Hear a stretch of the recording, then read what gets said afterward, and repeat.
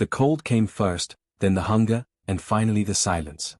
Captain Jonas Brennan stood on the bridge of the Promise of Dawn, watching frost crystals form delicate patterns across the viewport. Beautiful, in a way. Like nature decorating their tomb. Temperature holding at 4 degrees Celsius, engineer Tobias Grant reported, his breath visible in the dim emergency lighting. That's 2 degrees warmer than yesterday. Brennan nodded, though they both knew what it meant. The heating system wasn't recovering. They were simply running out of working thermometers. 3 months ago, the Promise of Dawn had been a marvel of colonial engineering, a city ship carrying 3,000 souls toward New Galatia, humanity's most distant settlement. Then something catastrophic happened in the engine core. No explosion, no warning. The fusion reactor simply stopped, as if someone had flipped a switch on their existence. Now they drifted through the void expanse, a region of space so empty that even starlight seemed to avoid it. Their distress beacon screamed into the darkness every 18 seconds. Nobody answered. Nobody ever would. They were 4 to 7 light-years from the nearest human outpost, traveling at precisely 0 velocity. Captain? The voice crackled through his headset. Dr. Myra Volkov, Chief Medical Officer, sounded exhausted. We lost another 6 overnight. 4 elderly, 2 children. The cold took them in their sleep. Brennan closed his eyes. That brought the death toll to 612. More than 20% of their population, gone. Log their names, Doctor. If anyone finds this ship, they deserve to be remembered. When, sir? Myra's voice carried hollow laughter. You still believe someone's coming? He wanted to say yes. Captains were supposed to radiate confidence, to be the unshakable pillar that kept everyone else standing. But Brennan was tired. So impossibly tired. Just log their names, Myra. Please. Down in Section 7, 14-year-old Emma Caruso sat wrapped in every blanket her family owned, recording another entry in her video diary. Her fingers were numb, making it difficult to hold the tablet steady. Day 94, she whispered, watching her breath fog the screen. Mom says we should start rationing water more carefully. Dad doesn't talk much anymore. He just stares at the wall. She paused, listening to the ship's ambient sounds. Once, the Promise of Dawn had hummed with life, ventilation systems, footsteps in corridors, children laughing in the recreation areas, the gentle thrum of engines pushing them toward their future. Now it creaked like an old house settling into its foundation. Except they had no foundation. Just infinite nothing in every direction. I don't think anyone will watch this, Emma continued, her voice barely audible. But I need to keep recording. Someone should know we didn't just give up. We held on as long as we could. In the engine room, Tobias Grant sat surrounded by dead machinery, running diagnostic after diagnostic, knowing each result would be identical to the last. Catastrophic fusion containment failure. Fuel cells depleted. Backup generators offline. Reserve power at 3%. Every system painted the same picture. They were a corpse ship, and he was the fool still checking for a pulse. His hands trembled. Not from cold, though that didn't help. From guilt. He'd been chief engineer for 11 years, maintained fusion cores on 4 different vessels before this assignment. He should have seen the failure coming. Should have noticed some warning sign, some fluctuation in the plasma regulators, something. It wasn't your fault. The voice startled him. Captain Brennan stood in the doorway, frost already forming on his jacket collar. Then whose fault was it, sir? Tobias didn't look up from his useless console. I certified this engine as flight ready. I signed off on every inspection report. And every single diagnostic came back clean, Brennan replied quietly. I reviewed them all, Tobias. You did everything right. Sometimes equipment just fails. Sometimes the universe doesn't give us warnings. Doesn't matter now. Tobias finally met his captain's eyes. We're going to die here, and 3,000 people trusted us to get them home. 2,400 people, Brennan corrected softly. And we're still breathing. That means we keep trying. But trying for what? The question hung unspoken between them. Their oxygen scrubbers would fail within another month. After that, the air itself would turn toxic, and death would come much faster than cold or starvation. They had no engines, no fuel, no way to signal for help beyond their pathetic distress beacon broadcasting into eternal silence. That I in the medical bay, Dr. Myra Volkov moved between patients like a ghost haunting her own hospital. Hypothermia cases filled every bed, along with malnutrition, depression, and something she'd started calling void sickness, a psychological collapse that came from staring into absolute darkness for too long. People simply stopped eating, stopped speaking, stopped caring whether they lived or died. She couldn't blame them. Every medical text taught that hope was essential for survival, that the human spirit could endure incredible hardship as long as purpose remained. But what purpose existed here? They weren't explorers charting unknown space or warriors fighting for a cause. They were colonists who'd paid everything they owned for passage to a new world, only to be abandoned halfway there by an indifferent universe. Doctor? A young nurse named Patricia approached, holding a data tablet. The council is requesting updated mortality projections. Myra took the tablet, scanning the grim mathematics. At current rates, they'd lose another 1,000 within 60 days. The remainder would succumb shortly after when oxygen finally ran out. Tell them we have approximately 11 weeks until total life support failure. After that. She didn't finish. She didn't need to. Patricia nodded and walked away, her footsteps echoing through the empty corridor. Once, this medical bay had prepared for the usual colonial health issues: broken bones from construction accidents, infections from unfamiliar bacteria, pregnancies and births in their new home. Instead, Myra filled out death certificates, logged causes of death, and watched families hold vigils over bodies they couldn't even properly bury. Captain Brennan made his rounds that evening, visiting different sections of the ship. People still looked to him for leadership, for hope, for some miracle solution he didn't possess. He smiled at children, reassured elderly passengers, discussed impossible repair scenarios with the engineering teams. All of it theater. All of it pretending they weren't already ghosts. Near midnight, ship time, though time had lost meaning in the perpetual darkness, Brennan returned to his quarters.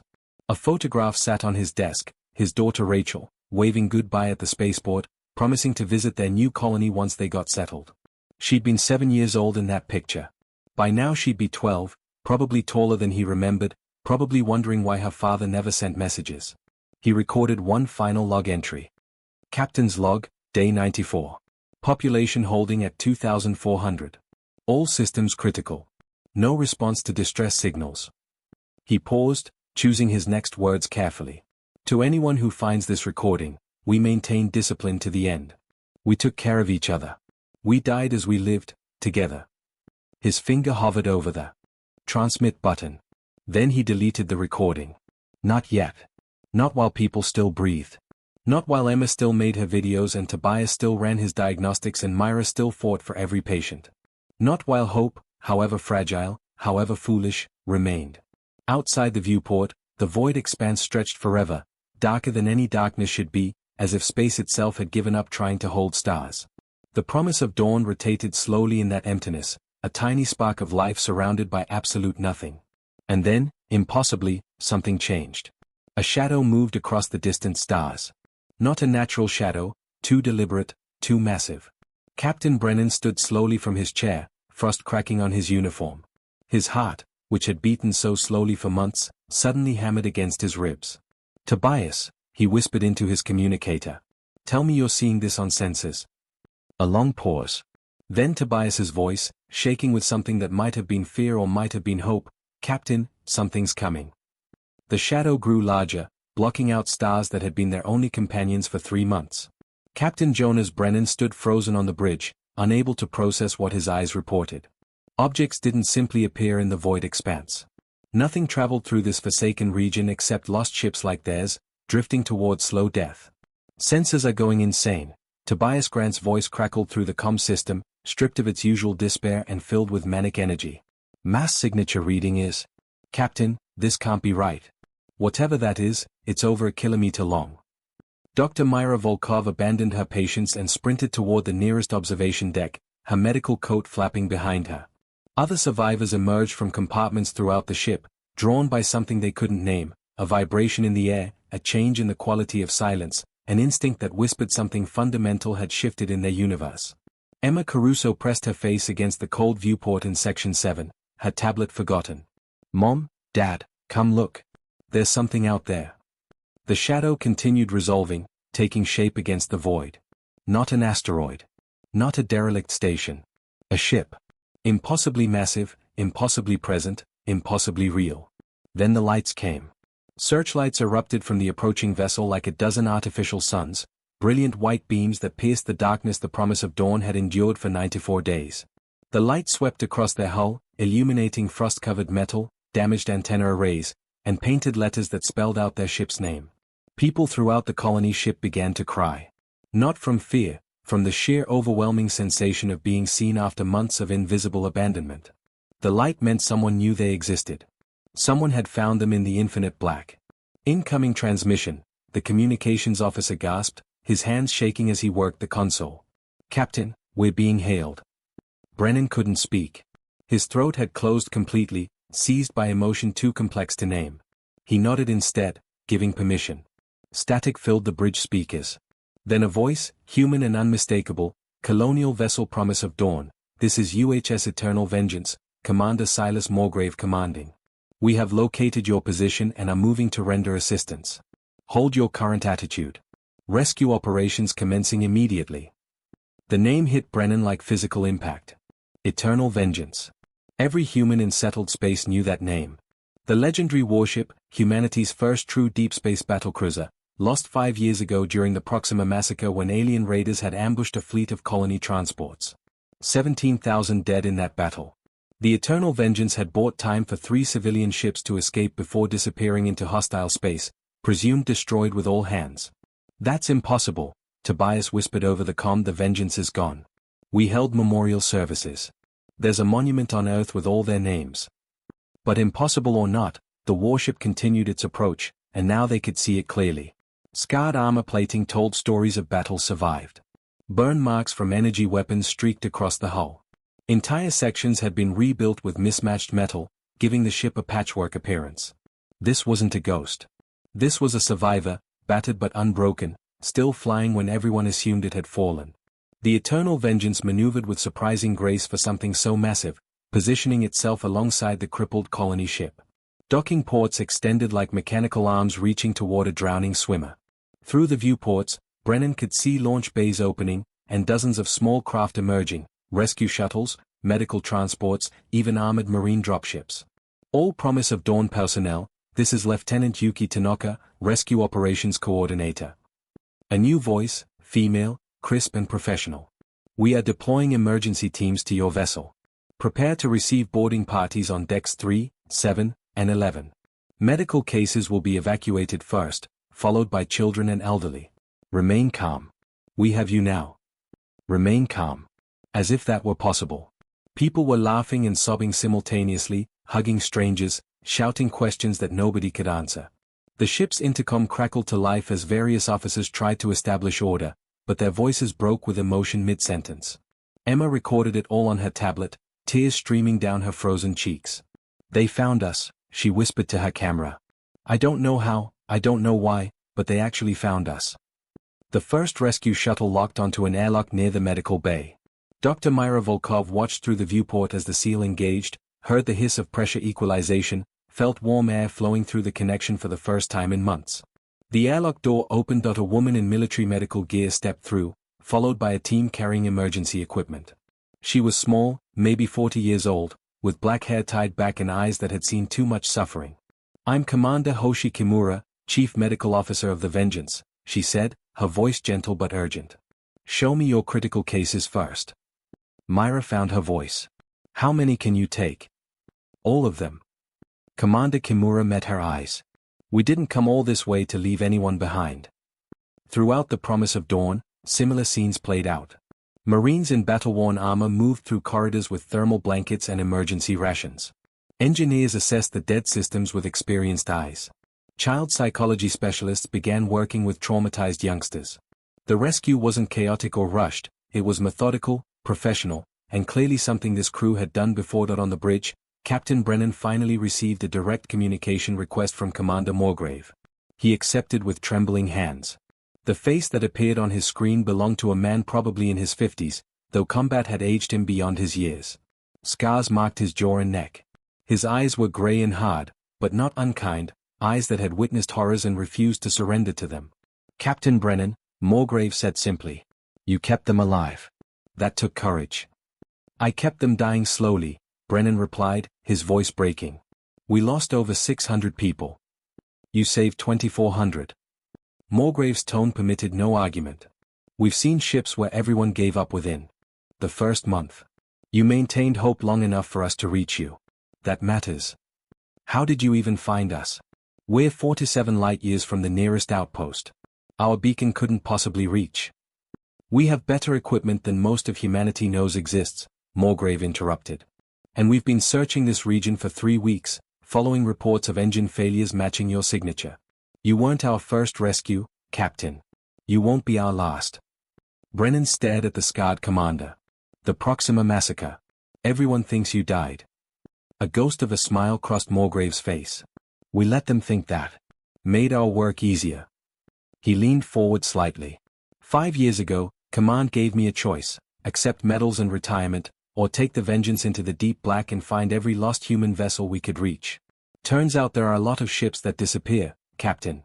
Colony transports that never arrive. Research vessels that stop transmitting.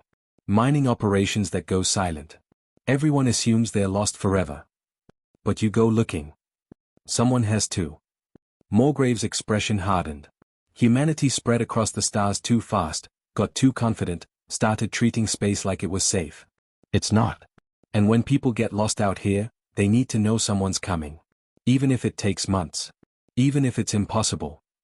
Through the viewport behind Morgrave, Brennan could see the interior of the Eternal Vengeance's bridge, a vast command center filled with dozens of officers working with quiet intensity. Battle damage was visible even there: replaced wall panels, mismatched equipment, the patchwork appearance of a ship held together by determination and skill. How many have you saved? Brennan asked quietly. Counting you? 18 ships. 43,216 souls. Morgrave's voice carried weight, as if he remembered every single name. We lost some we reached too late. Those haunt me more than the battles I fought. A Marine appeared at Morgrave's shoulder, whispering something urgent. The commander nodded, then returned his attention to Brennan. Captain, my engineering team reports your fusion core suffered a cascading plasma failure in the magnetic containment field. That kind of failure is rare. Too rare. We've seen it 17 times in the past 5 years. Brennan felt cold again, despite the warm air flowing through the ventilation. You're saying this wasn't an accident? I'm saying someone's manufacturing faulty containment systems and selling them to colonial vessels. We haven't proven it yet, but when we do. Morgrave's expression promised terrible justice. For now, get your people ready for transfer. We're escorting you to the nearest station. 3 weeks at our speed. Commander, I don't know how to thank you. Don't thank me, Captain. Just pass it forward. Next time you hear about a lost ship, remember that someone might be looking for them. Someone who won't give up. Morgrave paused. And Captain? Your daughter Rachel has been petitioning the Colonial Authority every single day for rescue funds. That girl's a fighter. She gets it from you. The transmission ended, leaving Brennan staring at his reflection in the dark screen, tears finally breaking free. His baby girl, still fighting for him across impossible distance. He pressed his hand to the cold viewport, looking out at the massive warship that had torn through the darkness to save them.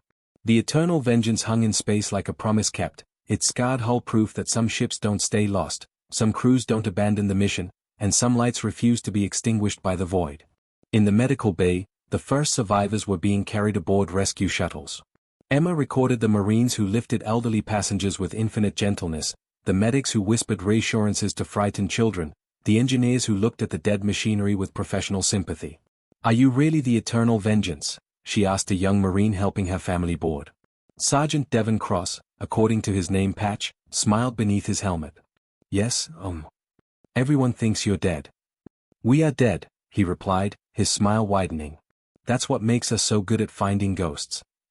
The medical bay aboard the Eternal Vengeance looked nothing like any hospital Captain Jonas Brennan had ever seen. It wasn't the advanced equipment or the efficient layout, it was the walls. Every available surface displayed photographs. Thousands of them. Faces smiling, waving, holding children, embracing loved ones. Each photo labeled with a name, a date, and a ship designation. The saved, Commander Hoshi Kimura explained softly, noticing Brennan's stare as medics worked on his frostbite. Every person we've pulled from the black. Commander Morgrave started the tradition after our first rescue. Said he wanted everyone aboard to remember why we're out here. Brennan studied the faces, so many faces, from so many different vessels. Mining crews. Research teams. Colonial families. All of them alive because one ship refused to let death be the final answer. How do you process this many people? Practice, Kimura replied, checking his vitals. And we've gotten very good at it. Your crew will be integrated into temporary quarters within 6 hours. Hot meals, clean clothes, psychological counseling. We have specialists for everything, Captain. Even grief. Throughout the massive warship, the survivors of the Promise of Dawn were experiencing their first moments of genuine safety in 3 months. Emma Caruso sat in a small room with walls painted cheerful yellow, a color she'd almost forgotten existed. A woman in civilian clothes, not military uniform, sat across from her with patient eyes. My name is Dr. Helena Voss, the woman said gently. I'm a trauma counselor. I help people who've been through difficult experiences. Emma clutched her tablet like a lifeline. I recorded everything. Every day. I thought if we died, at least someone would know we existed. That was very brave. Dr. Voss didn't reach for the tablet, didn't push. Would you like to tell me about it? And Emma did. The words poured out, watching her father stop speaking, seeing neighbors die quietly in the night, the cold that never left your bones, the silence that pressed against your ears until you wanted to scream just to hear sound. Dr. Voss listened to all of it, nodding occasionally, her expression never showing pity. Only understanding. You survived something that would break most adults, Dr. Voss said when Emma finally fell silent. That doesn't mean you have to be strong all the time now. You're allowed to feel scared. You're allowed to cry. You're allowed to be 14 years old again. Emma hadn't cried during the 3 months of dying. But now, in this yellow room aboard a ship that shouldn't exist, she sobbed until her ribs ached while a stranger held her hand. In the engineering section, Tobias Grant walked among machinery that actually functioned. The Eternal Vengeance's fusion core hummed with steady power, its magnetic containment fields perfectly stable. A tall woman with silver hair and engineer's coveralls approached him. Chief Engineer Nadia Reeves, she introduced herself, offering her hand. Heard you kept your reactor stable for 3 months on emergency power alone. That's impressive work. I kept it dead, Tobias corrected bitterly. 600 people died because I couldn't fix it. Reeves's expression hardened. No. 600 people died because someone sold your ship a faulty containment field, and 2,400 people lived because you stretched the impossible into the barely possible. I've read your diagnostic logs, Grant. You did everything right. Sometimes the equipment is just sabotaged. Sabotaged. The word hit Tobias like cold water. We've been tracking it for 4 years, Reeves said, pulling up holographic schematics. A company called Alios Industrial Solutions manufactures containment fields that look perfect on inspection but have microscopic structural flaws. They fail catastrophically after approximately 6 months of operation, always in deep space where rescue is unlikely. We estimate they've killed over 15,000 people. Tobias stared at the evidence, pattern after pattern of identical failures across different ships, different manufacturers, different colonial ventures. All traced back to one component supplier. Why would anyone do this? Insurance fraud, mostly. Also salvage rights. When a colonial ship disappears, someone gets paid, and someone else claims the cargo. Reeves's jaw tightened. We've reported it to authorities 17 times. Corporate lawyers keep blocking investigations. So Commander Morgrave decided to become the investigation. We save who we can and document everything. And when you have enough evidence. Reeves smiled without humor. Then we stop being nice about it. On the command bridge, Captain Brennan stood beside Commander Silas Morgrave, watching as the Promise of Dawn was secured in the Vengeance's external cradle, massive clamps that could carry the smaller vessel like a mothership protecting its young. We'll tow you to Frontier Station Valeria, Morgrave explained, gesturing at the navigation display. 3 weeks at maximum sustainable velocity. Your people will have full access to our facilities during transit. Library, recreation areas, even a small hydroponics garden. One of our crew, Lieutenant Marcus Webb, grows actual tomatoes. They're terrible, but people love them anyway. Brennan watched his ship, his dead ship, being gently secured by the warship's mechanical arms. What happens after Valeria? Your choice. Most survivors want to continue to their original destination. We can arrange transport. Some choose to stay at Valeria, start over closer to home. A few. Morgrave paused. A few asked to join us. Join you? The Eternal Vengeance started with a crew of 800. We're up to 2,300 now. Turns out people who've been saved from the void sometimes want to help save others. Morgrave pulled up a roster. See that engineer? Rescued from a mining accident 2 years ago. That medical technician? Her entire research vessel lost power in the outer drift. That pilot? Found her floating in an escape pod after her transport was attacked by raiders. They all chose to stay. Lieutenant Yuki Tanaka approached, carrying a data tablet. She was smaller than Brennan expected for someone coordinating complex rescue operations, but her movements had military precision. Commander, the Promise of Dawn survivors are settled. No serious medical cases beyond malnutrition and cold exposure. Psychological evaluations will continue throughout the transit period. Casualties during rescue? Morgrave asked. None, sir. We pulled all 2,400 aboard safely.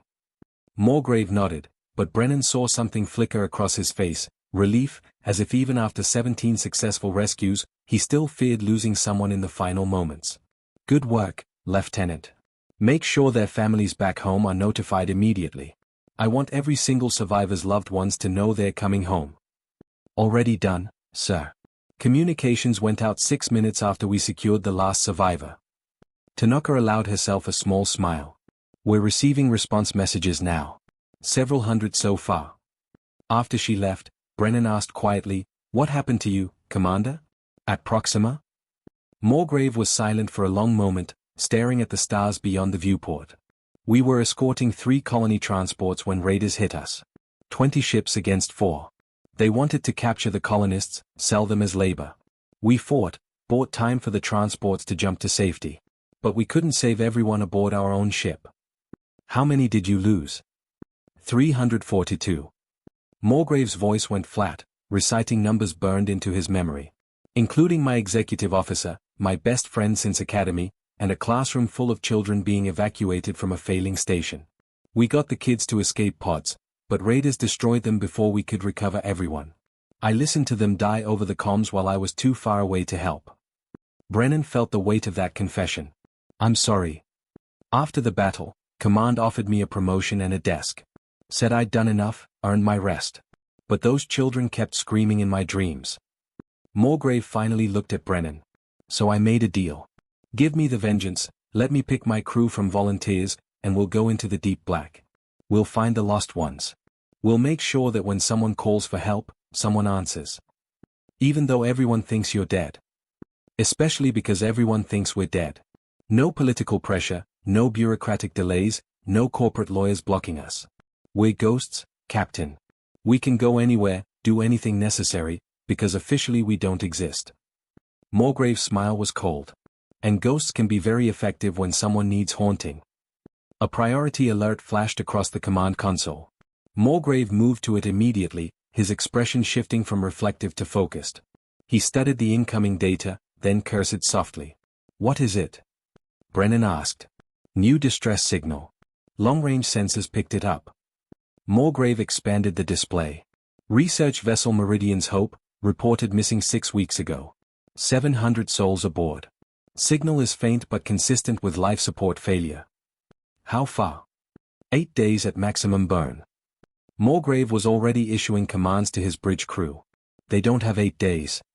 Brennan watched officers move with practiced efficiency, no wasted motion, no unnecessary questions.